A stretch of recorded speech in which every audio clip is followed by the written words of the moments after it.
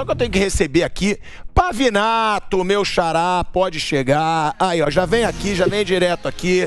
Meu xará, quando você não tá aqui, eu te cito, já te citei algumas vezes hoje. Nossa, tá ruim a situação, hein? Agora, o Bibo falou... Você tá Gretchen hoje em dia. O Bibo falou, não vamos permitir. Mas, Pavi, e já eu vou passar isso pra ele também, certo. Já permitiram algumas coisas, né? Opa! A gente vê que o judiciário hoje tem um poder absoluto no Brasil. E isso deve-se ao fato do Senado, principalmente, não ter feito a resistência que poderia ter feito. Exatamente, porque Pode o Senado, ele é o constitucionalmente competente para bater de frente. Como vão vocês, meus queridos? Eu estava olhando e eu estava ouvindo agora da Corregedoria da Câmara, porque o Lira, que é o presidente, ele invocou o ato de mesa 37 de 2009. O ato de mesa 37 de 2009, ele fala que a Corregedoria, ela tem que analisar as condenações contra os deputados federais. Pois bem, nos casos da perda de mandato, que está no artigo 55, inciso 4º e 5º da Constituição, tem duas questões diferentes.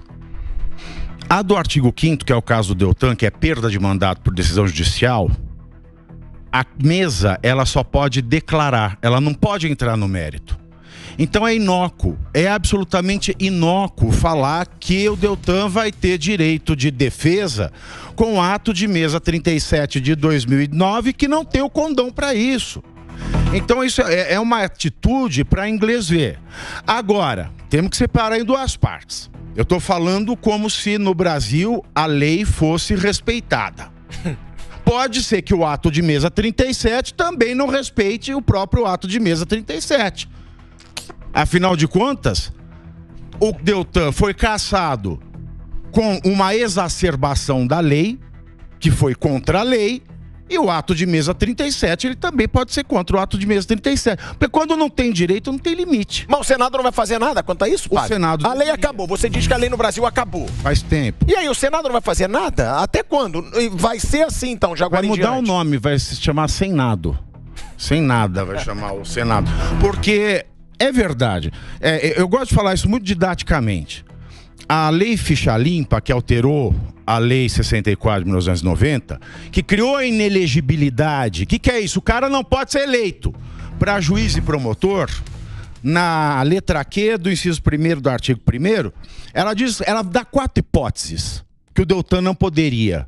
Você quer 4 hipóteses? 4, só 4. Ela fala que qualquer juiz federal ou estadual, especializado ou comum, qualquer promotor, seja do Ministério Público Federal ou estadual, ele só não pode ser eleito em 4 hipóteses. Quais são elas? Na hipótese dele ter sido expulso, mandado embora, exonerado, ou na hipótese de ele ter sido condenado à aposentadoria. Pois é isso mesmo, o Brasil sabe que é um juiz, um promotor que faz coisa errada, na maioria das vezes é condenado com aposentadoria. Ele para de trabalhar e ganha pelo resto da vida. Uma puta condenação. E outras 2 hipóteses, que a própria linha Q, ela prevê. O cara que pede para sair se auto-exonera e o cara que pede voluntariamente a aposentadoria durante o curso do processo administrativo disciplinar. A lei é clara, são 4 hipóteses. O que o TSE fez? Ele criou uma 5ª e uma 6ª. Ele adiantou, ele fala, não, também o cara que se exonera durante o procedimento investigativo preliminar ao processo administrativo disciplinar, que são coisas distintas. Aí tem muita gente que fala, não há diferença na lei, em processo... Ah, sim, existe sim. Claro na lei 8.102 de 1990, se diz que o servidor federal, ele não pode pedir exoneração, nem pode se aposentar voluntariamente durante o processo administrativo disciplinar. Está lá no artigo 172, se não me falha a memória, da lei 8.102 de 1990, e ela diferencia. O que o Deltan tinha? O Deltan tinha 15 sindicâncias e reclamações disciplinares, a maioria delas feita por políticos do PT, do PSOL, etc. e tal. Então, eles mesmos plantaram as reclamações e as sindicâncias. Bom, O regimento interno do Conselho Nacional do Ministério Público, ele também trata diferentemente, diz que são coisas distintas. No artigo 70 ele fala da reclamação disciplinar, no artigo 81 ele define a sindicância e só no artigo 84 ele fala do processo administrativo disciplinar. Então são coisas diferentes. O que o TSE fez, ele inovou, ele não poderia inovar. Ele criou duas hipóteses que não estão na lei. E ainda citou o artigo 187 do Código Civil para falar que é para evitar abusos de direito, mas isso não é abuso de direito. Então, se temos um Senado com o rabo preso, como a gente falou aqui, eles vão continuar criando lei. Eles vão continuar criando lei e nada vai ser feito. Vão. Isso já tem acontecido. Por exemplo, nas eleições, o TSE criou uma resolução em outubro para regular o pleito eleitoral. Quando a lei eleitoral diz que o prazo máximo para o TSE fazer resolução é março. Então, se ele fez em outubro, ele já legislou contra a lei. Então, isso está se repetindo. E o Senado, ele deveria se levantar. O Pacheco, que é o presidente do Senado, ele deveria se levantar, porque isso é um atentado ao Estado Democrático de Direito. Ele está usurpando a função do Legislativo. E quem tem a legitimidade constitucional para fazer isso é o presidente do Senado, que não está fazendo nada, porque ele está interessado em ser agradar ao STF. Não, ele quer ser. O sonho do Pacheco é ser um ministro do STF, e também ele já tem indicados para o STJ. Muita gente se esquece, mas o STJ também é um campo de bastante interesse. E agora também tem a corrida pelo Procurador-Geral da República. Então, tá todo mundo interessado em tudo. Eu queria fazer uma pergunta para o Bibo. Bibo, eu queria fazer a seguinte pergunta para você. Com tudo isso que foi falado, o Blatt deu exemplos espetaculares, o Pavinato agora colocou o que é o espectro legal. Vamos só recordar alguma coisa. Veja bem, para ter o registro de candidatura aprovado, precisa juntar documento. Ele juntou, TRE, deferiu. Primeiro, ato jurídico perfeito. Segundo, ato jurídico perfeito. Ele concorreu. Terceiro, ele teve as contas aprovadas. Quarto... Pera, você esqueceu de um.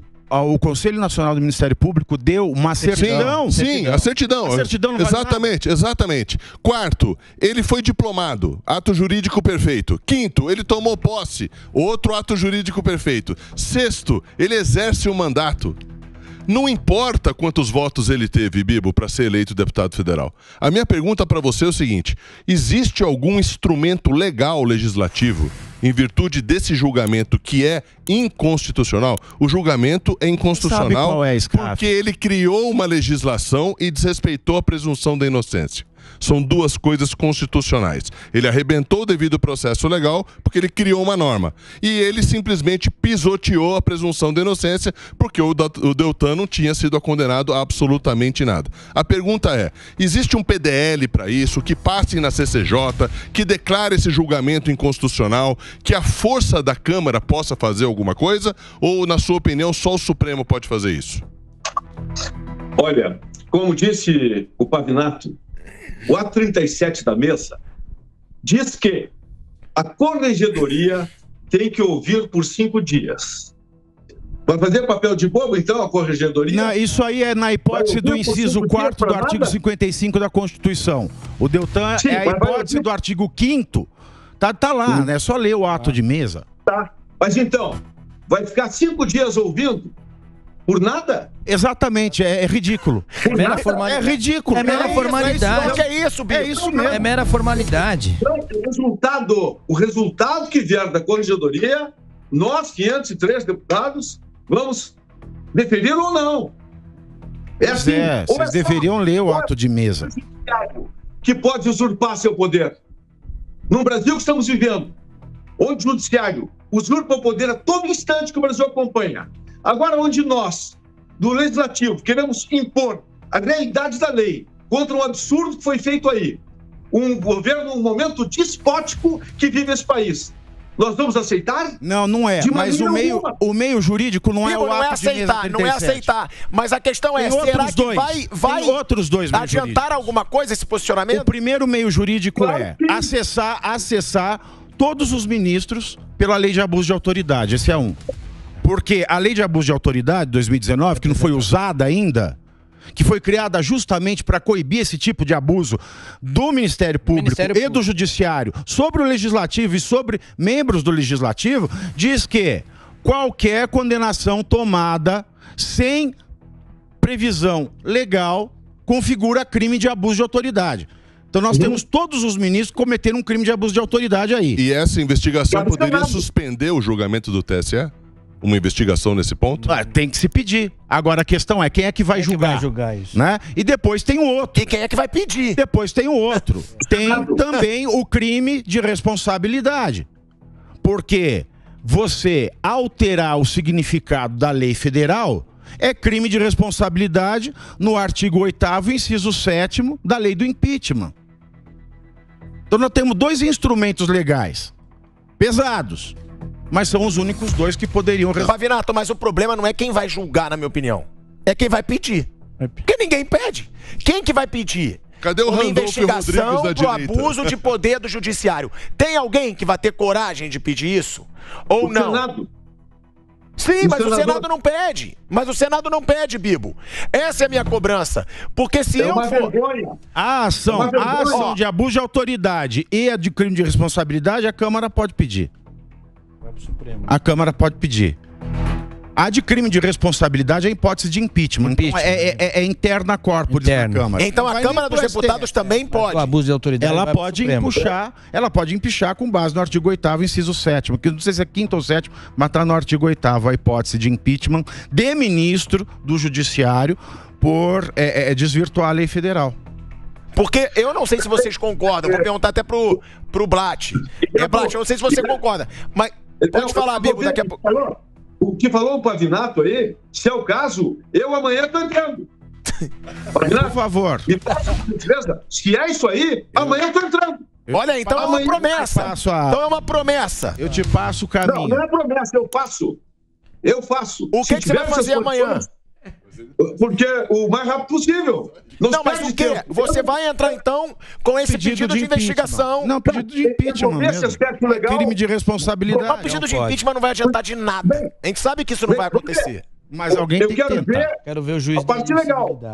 A parte legal, vou falar com o partido, com o PL, para ver se entra junto comigo, porque nós temos muitos patriotas lá no PL. Eu falo pelo deputado Bibo Nunes, não pela Câmara, deixar bem claro aqui, mas coragem, garra, determinação não me falta. Bibo, eu não tô... Bibo, vamos deixar bem claro. Bibo, calma aí, eu não tô falando de você. Você eu sei. Você bota a cara aqui, inclusive, várias vezes. Mas o que adianta você pedir se não for ninguém junto com você? Se tiver um bando de gente com medo de mexer com o judiciário. Não adianta. Não adianta também só um. Porque é o que eu falo, se for depender do Senado... Pelo que a gente falou com o Magno Malta, eu vou até falar com a câmera 3, porque eu vou deitar. Eu vou esperar deitado aqui, ó. Vou ficar deitadinho, esperando. Porque nada vai acontecer. Eu vou ficar aqui. Nada vai acontecer.